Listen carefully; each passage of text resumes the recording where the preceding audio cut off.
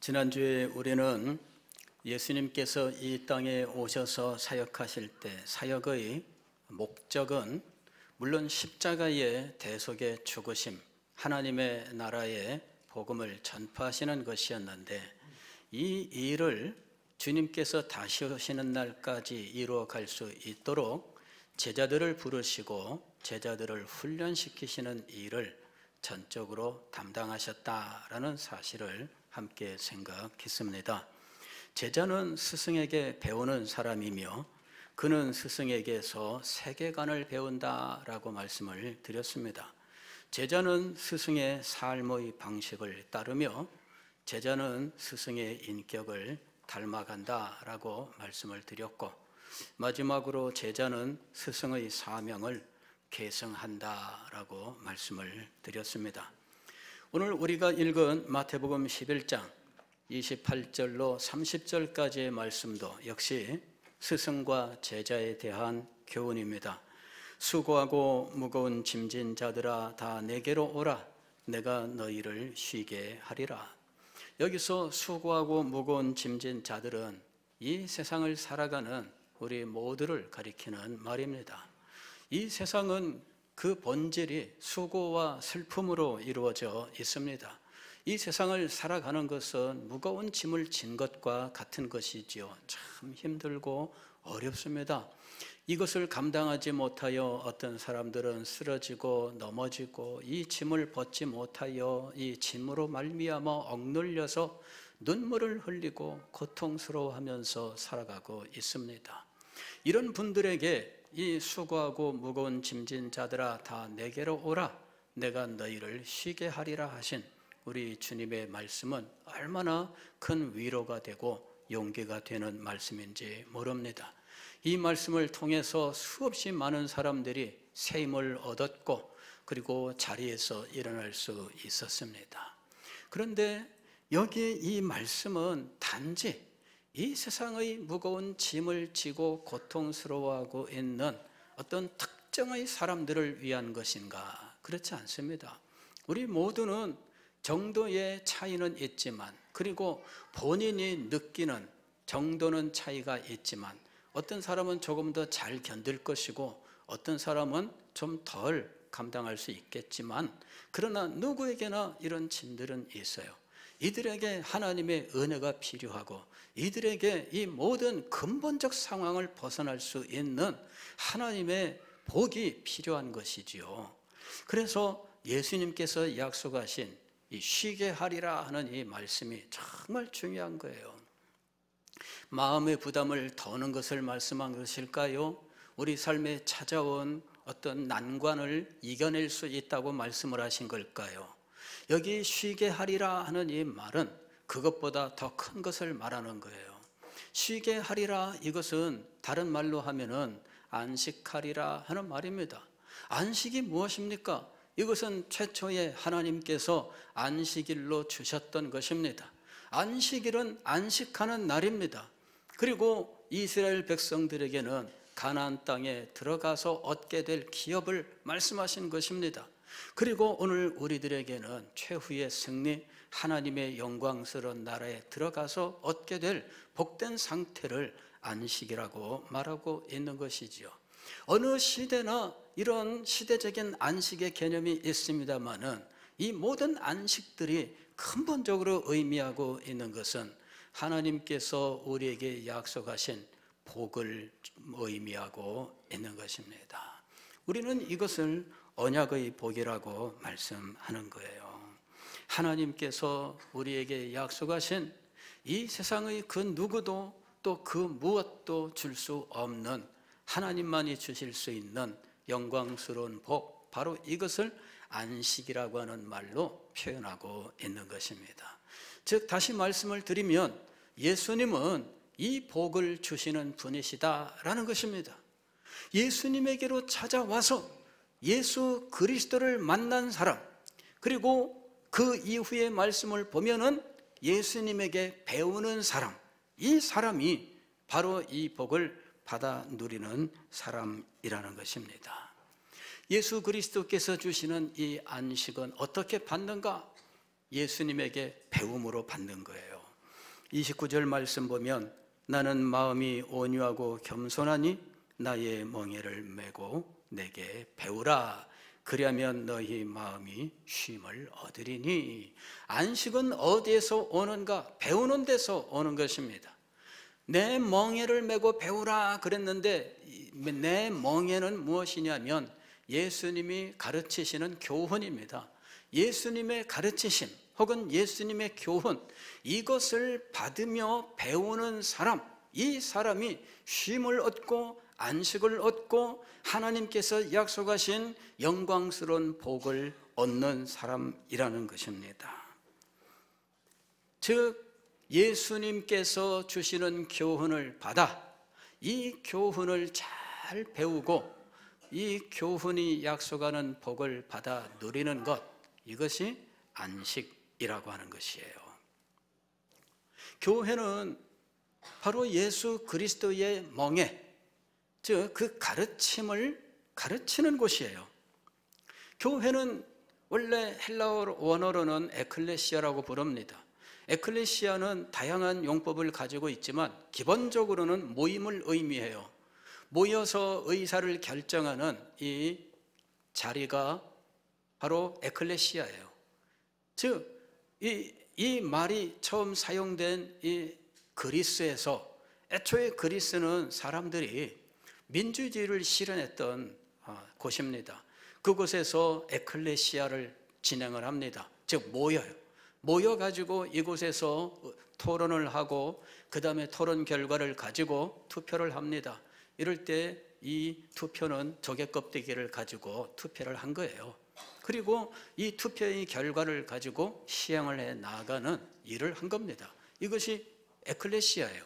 그리고 이런 에클레시아는 어떤 모임이 모일 때마다 에클레시아라고 불렀던 것입니다. 그런데 교회를 가리켜서 에클레시아라고 했어요. 왜 교회를 에클레시아라고 했나? 이것은 구약성경을 헬라어로 번역할 때 우리가 구약성경에서 총회라는 말로 번역되는 이 말이 바로 이 에클레시아로 번역이 된 겁니다. 즉 이스라엘 백성들이 모두 모였을 때 이것이 바로 총회가 되는데, 이 모임은 항상 부름으로 이루어지게 되어 있습니다. 며칠날 모든 백성들은 모여라 이렇게 되는 겁니다. 모든 백성들은 어느 장소에 며칠날까지 모여라 이렇게 소집이라고 하는 것이 있습니다. 그러면은 이 소집에 따라서 각자 자기 집안의 일들을 다 정돈해 놓습니다. 왜냐하면은 그 모임 장소까지 오고 가는 동안에 상당한 시간이 걸리기 때문에 며칠이 걸릴지 예상하고 그 시간 동안 집을 비우기 때문에 모든 일들을 다 정돈하게 되어 있습니다. 가축들 먹을 거 정돈하고 청소 다 해놓고 음식물 썩지 않도록 다 정리해 놓고 그리고 청소해 놓고 그리고 나서 이제 소집 장소로 가는 거죠. 그렇게 해서 모든 백성들이 모였는데 예루살렘 골목마다 모인 사람들이 쫙 올라가는데 너도 나도 한 곳을 향하여 올라갑니다. 하나님께서 부르신 그 곳을 향하여 올라가는데 골목마다 하나님이 계신 그 집을 향하여 올라가는 사람들의 발걸음이 쫙 몰려들고 있는 거죠. 그 장면을 보는 사람이 어느 날 감동을 받은 거예요. 여호와의 백성들이 하나님의 집을 향하여 골목마다 올라가고 있다. 그게 총회의 모습입니다. 그 총회로 모였을 때 우리는 그 총회 진행되는 전 과정을 성회라고 불렀던 겁니다. 너희는 성회로 모일지니라. 그것이 바로 신약의 에클레시아로 번역이 되었고, 이 에클레시아를 우리 말로 번역할 때에는 교회라고 번역을 한 거예요. 근데 왜 단지 모임이라는 말로 하지 않고 이 가르칠 교자를 덧붙여서 교회라고 번역을 했을까? 저는 무심코 이 용어를 쓰다가 제가 번역자이기 때문에 이런 용어 번역어에 대한 관심이 있어요. 어느 날 문득 이 에클레시아를 혹은 영어에서는 처치라고 되어 있는 말을 교회로 번역을 한 것은 신의 한 수다, 그런 생각이 들었어요. 사실 영어에 처치라고 하는 말이 있는데 이걸 우리는 교회로 번역을 했어요. 그런데 이 처치라고 하는 것은 사실은 이 교회라는 말과는 그 어원상 딱 일치하지는 않아요. 어떻게 이렇게 번역이 됐을까? 제가 아주 신의 한 수라고 생각을 했습니다. 모임이라고 하는 교회의 본질, 그리고 이 모임은 가르침으로 이루어져 있다라고 하는 이 사실을 지금 딱 합해서 교회라고 얘기한 거예요. 즉 가르치는 모임, 다시 말씀드리면은 가르침을 받는 모임이 되는 거죠. 가르침이 있고 가르침을 받는, 즉 배우는 일이 일어나는 모임이 바로 교회라고 하는 것이다 라는 것입니다. 교회의 특성을 잘 드러내고 있어요. 교회는 예수님의 가르침을 받고 배우는 제자들의 모임이다, 이렇게 정의를 내릴 수가 있습니다. 많은 분들이 교회는 부르심을 받은 자들의 모임, 이렇게 설명을 했습니다. 저는 그 설명은 너무나 부족하다고 생각을 해요. 이 설명을 어떻게 좀 더 완성할 수 있을까?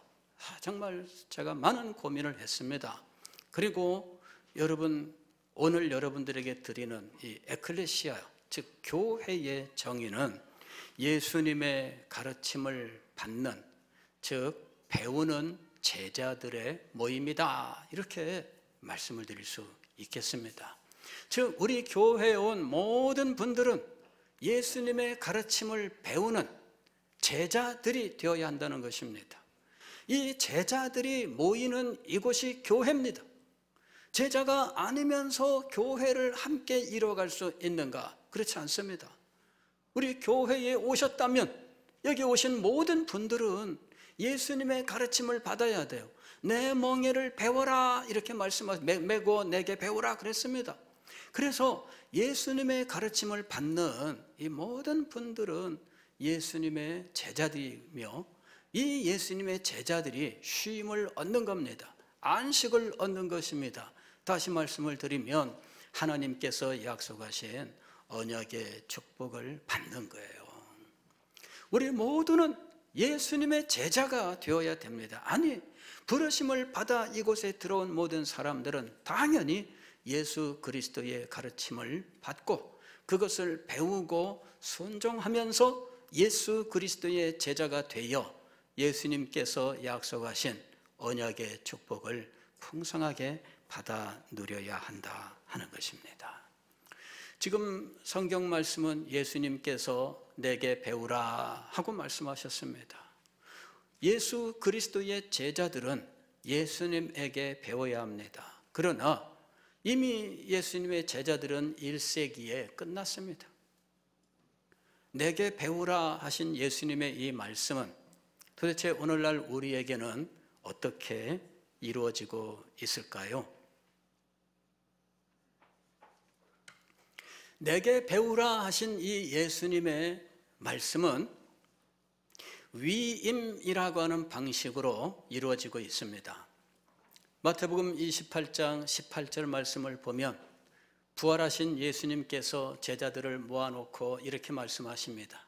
내가 하늘과 땅의 모든 권세를 받았으니 이렇게 이야기합니다. 부활하신 예수 그리스도께서 하늘의 아버지를 만나시고 하늘 아버지로부터 하늘과 땅의 모든 권세를 받았습니다. 그리고 제자들을 만나 이렇게 말씀하신 것이죠. 내가 하늘과 땅의 모든 권세를 받았다. 엄청난 권세입니다. 만물이 그 앞에 무릎 꿇어 주님이여 라고 부를 수밖에 없는 온 세상의 주인이 되셨던 겁니다. 그런데 온 세상의 주인이 되신 이 권세자로부터 위임이 이루어졌습니다. 거룩한 위임입니다. 그래서 마태복음 28장 19절 20절을 지상명령 혹은 대위임령이라고 이야기합니다. 대위임령, 위임이라고 하는 거예요. 자, 그 말씀의 내용은 무엇입니까? 그러므로 너희는 가서 모든 민족을 제자로 삼아 아버지와 아들과 성령의 이름으로 세례를 베풀고, 그 다음에 20절에서 뭐라고 하셔요? 내가 너희에게 분부한 모든 것을 어떻게 하라고요?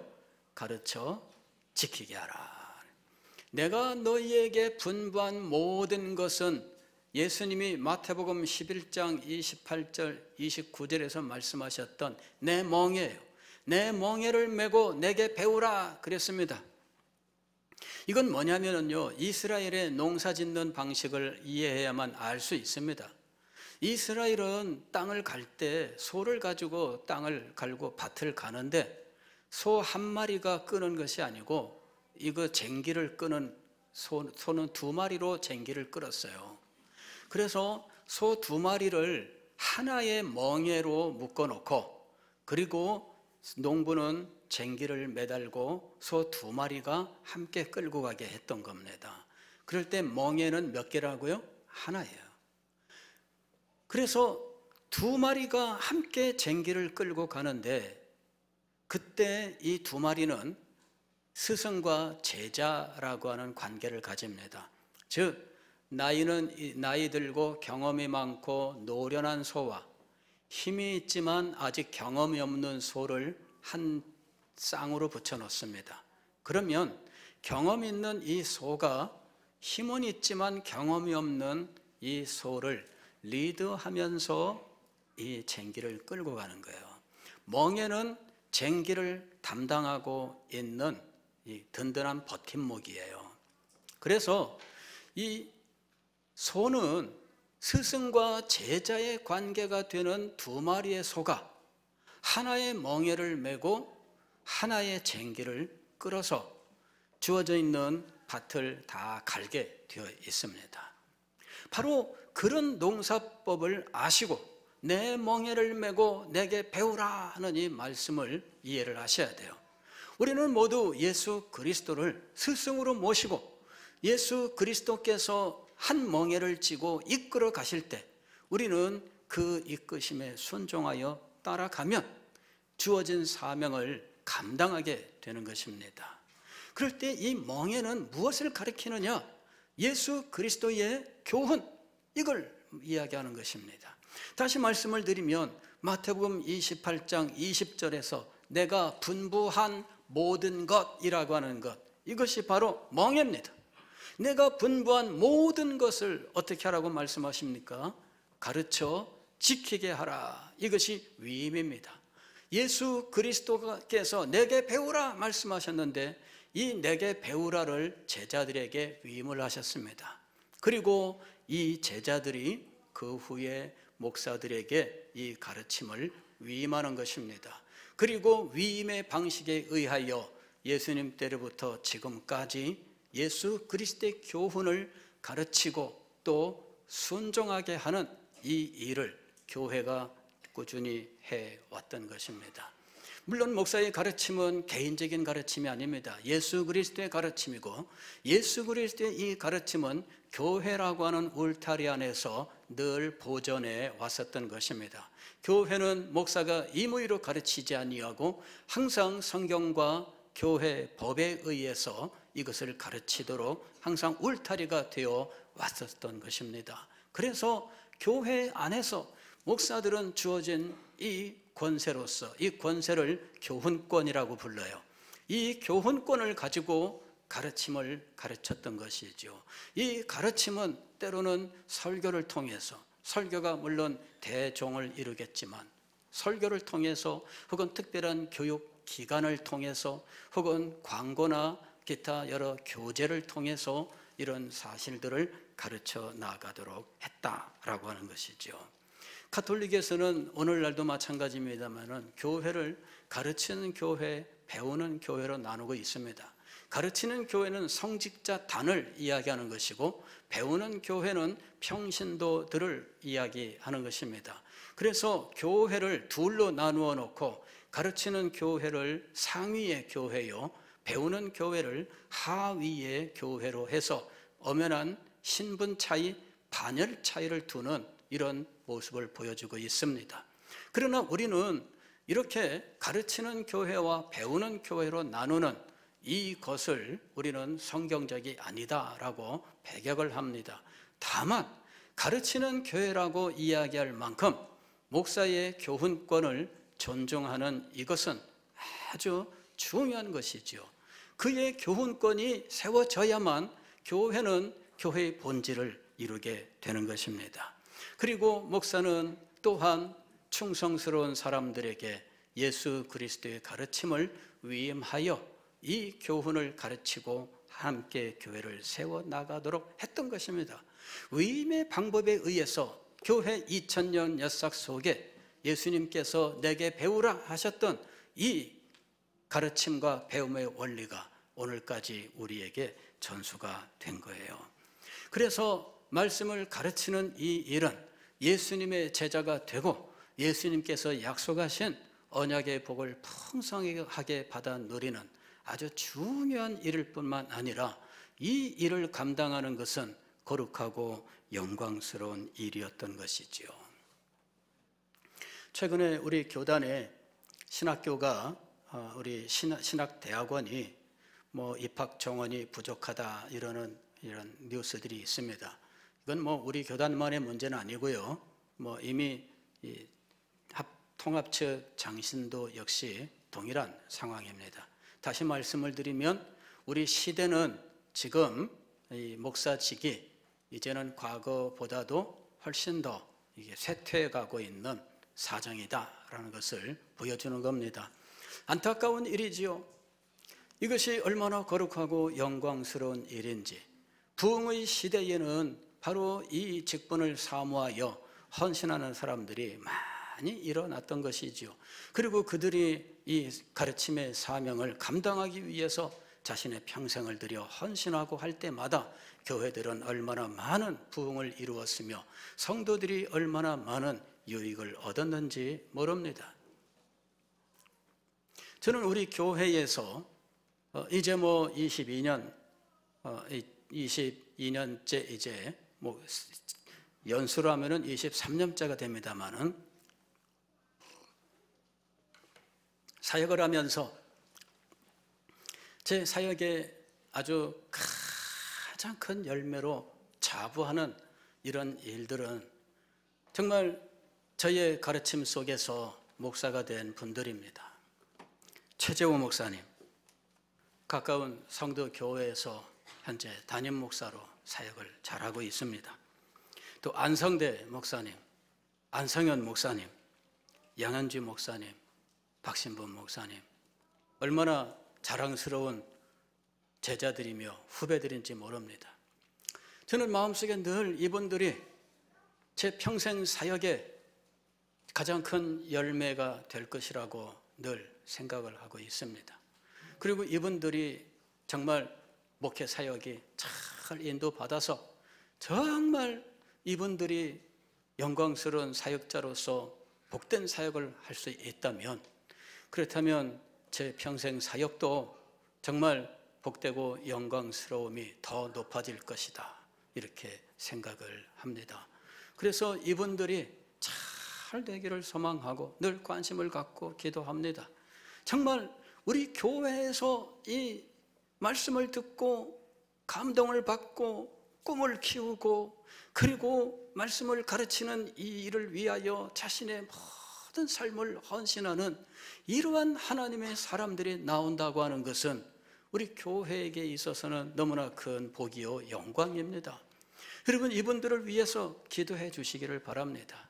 현재 담임으로 나가 있는 분은 목회하는 동안 정말 어려움 없이 그 교회가 발전할 수 있도록 위해서 기도해 주시고, 현재 부목사님으로 사역하는 분들은 이제 목회지가 잘 나와서 자기가 주께 부름받은 이 것들을 마음껏 발휘할 수 있도록 위해서 기도를 해 주십시오. 이 중에 양현주 목사님은 현재 독일에서 유학을 하고 있습니다. 신학 공부를 더 하고 싶어서 독일에 갔는데 하나님의 인도하심을 참 받아서 그곳에서 정착할 수 있는 많은 길도 열려있는 상황입니다. 어쨌든 우리 교회에서 이렇게 자라난 이 분들은 우리의 열매입니다. 이분들이 잘 되면 우리 교회가 잘 되고, 저도 정말 자부심을 갖고 누구한테나 그분이 잘 됐으니 목사님 기쁘시겠습니다, 저한테 그 모든 것들이 돌아와요. 이게 바로 위임이라고 하는, 그리고 이 가르침을 충성스러운 사람들에게 베풀고 이분들이 이런 일들을 감당해 나갈 수 있게 된다고 하는 것은 너무나 복되고 영광스러운 것이에요. 위에서 기도해 주십시오. 우리 교회에서 물론 이분들 이외에 그 이전에 우리 교회 출신 목사님들이 있습니다. 그러나 우리들과 직접적으로 시대를 같이 하면서 우리들이 지켜보면서 기도할 수 있는 이 분들이 있습니다. 위에서 기도해 주시기를 바라고, 또 이분들과 또 영적인 교제를 함께 나눌 수 있게 되기를 바랍니다. 목사는 충성스러운 사람들에게 가르침을 위임하고 교회를 교회로 이루어가는 사역자입니다. 그 일이 아름답게 이루어질 때 교회는 예수 그리스도께 그 가르침을 직접 받는 것과 같은, 내 멍에를 메고 내게 배우라 하셨던 이 원리가 그대로 이루어질 것이며, 모든 성도들이 예수 그리스도의 직접적인 제자가 되며 약속하신 안식을 얻어 하나님께서 주시는 언약의 복을 풍성하게 누리게 될 줄 믿습니다. 하나님께서 우리 교회를 축복하셔서 예수 그리스도의 가르침이 모든 성도들에게 잘 전달되고 배우고 순종함으로 그리스도의 제자의 모임이 되는 은혜가 임하시기를 주의 이름으로 축원합니다. 기도하겠습니다.